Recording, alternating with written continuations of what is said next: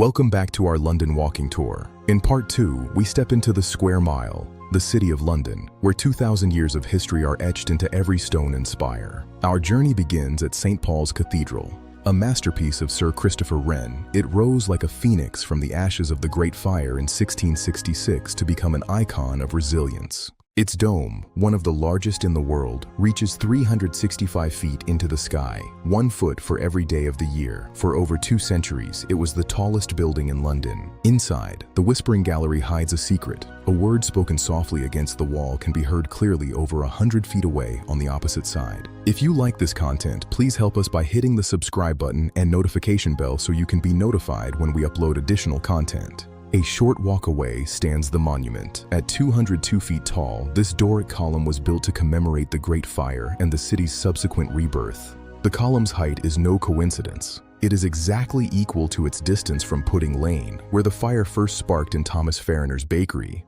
For those brave enough to climb its 311 spiral steps, the reward is a breathtaking view, crowned by the golden urn of flames flickering against the clouds. I'm Eric Carey, and we're on a mission to reach a huge milestone, 1,000 subscribers. Hitting 1,000 subscribers represents our continued commitment to improve the channel and provide the best for you. Help us reach our goal by hitting the subscribe button and notification bell. Your subscription also helps us know what type of content you want to see more of. It's a shared journey.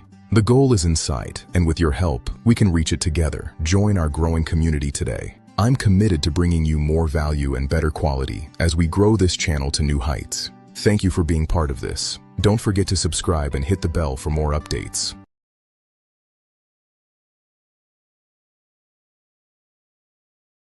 Next, we duck into Leadenhall Market. While the current Victorian structure dates to 1881, the site has been a hub of commerce since Roman times. Designed by Sir Horace Jones, its intricate glass roof and ornate ironwork make it one of the most beautiful covered markets in the world. It stands on the very site of the Roman Forum, the administrative heart of Londinium, where commerce has thrived for nearly 2,000 years. Film fans might recognize these cobblestones as the entrance to Diagon Alley. The blue door of an optician's shop here once served as the Leaky Cauldron. Moving toward the river, we reach the Tower of London.